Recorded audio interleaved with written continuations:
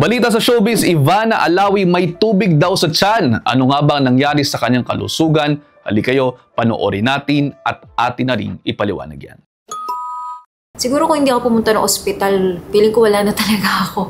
Ganong level. Nagpapunta na lang ako ng ospital nung hindi ko na kaya. I also got fluid in my stomach na sobrang napuno na siya. Day by day, habang nasa ospital ako, umaangat yung fluid sa tiyan ko. Mukha akong 5 months pregnant. Basta ang laki niya and it grew day by day. Tapos nung padulo na, parang patigas na siya ng patigas. Tapos ang laki pag nakita ko sa salamin, parang, ano to? Tapos yung sakit, hindi na ako makahinga. Konting lakad ko lang, na parang hihimatayin ako. Nanlalamig na yung buong body ko, tapos tumitirik daw yung ayos kong ganun.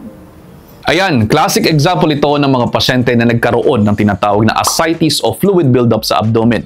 Ang kwento po kasi nito, yung tubig na naroroon sa abdominal cavity o sa area ng abdomen ng pasyente, in this case si Ivana, ay maaaring napepress o naglalagay ng pressure sa lungs kaya hindi maka-expand ng maayos ang baga. Kaya ang mararamdaman ng pasyente, hirap siyang huminga. Kaunting lakad lamang, hirap nang huminga. Kaunting kilos lamang, kahit pumunta lamang sa CR, pwedeng mahilo-hilo na at hindi aabot. Kaya kung papansinin ninyo sa kanyang video na to, nauupo siya sa commode dahil hirap niyang pumunta sa CR. Tapos dito, ayan, kita nyo, hawak na yung drain. Now, yan yung drain na inilalagay ng mga doktor para sumipsip ng fluid mula sa loob ng katawan dahil wala naman pong ibang lalabasan yun. Dahil sabi nga ni Ivana sa kanyang video, ito. Pati yung bladder ko, wala nang lumalabas na ihi. And then yung heart ko, masyado nang mabilis yung tibok. Hindi na din ako nakaka-poops. Kaya yan po ang epekto ng sobrang fluid buildup sa katawan. Ang tanong, ano nga ba ang nangyari dito? Bakit nagkaroon ng fluid buildup? Marami pong dahilan.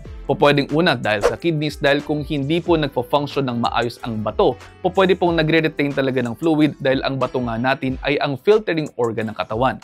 Pwede rin may problema sa liver dahil isa po ang liver sa nagre-regulate ng mga protina natin sa katawan. Pwede rin pong kulang ng albumin sa katawan dahil yung albumin sana ang magkikip ng oncotic pressure. Kung wala nun, pwede itong magdulot ng pamamanas. Actually, kung sobra-sobra ang bagsak din ng albumin at kung meron talagang protein deficiency, pwede pong magdulot ng anasarca o yung buong katawan pwedeng mamanas. Pwede rin po na problema sa puso sa background ng tinatawag na congestive heart failure. Kaya naman nagli-leak out yung vascular fluid. Pwede rin po actually na medications at marami pang iba. Kaya kung papansinin po ninyo sa video ni Ivana na mention niya na marami siyang mga doktor. Nagkaroon ako ng doktor sa puso, doktor sa lungs, doktor sa gastro, doktor sa nepro, lahat ng doktor, dahil dinadalaw ako ng dinadalaw. At yan po ay para na rin po sa ating pasyente dahil kapag ganyang mayroong fluid build-up or ascites, napakaraming causes at yung ginawa sa kanyang pagtutusok ng drain ay isa lamang po sa mga treatments. Best pa rin po na mahanap yung mismong pinanggalingan para matreat yun o magabot yun at maiwasan na rin po ang pagbalik nito. Again, ang risks nito ay kung mayroong problema sa liver, problema sa heart, problema sa kidneys, at kung hindi rin masyadong maganda ang nutrisyon. Meron pang iba.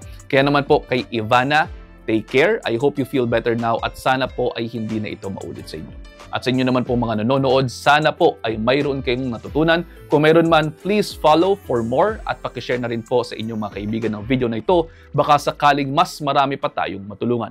At paano? See you ulit next episode. Ingat!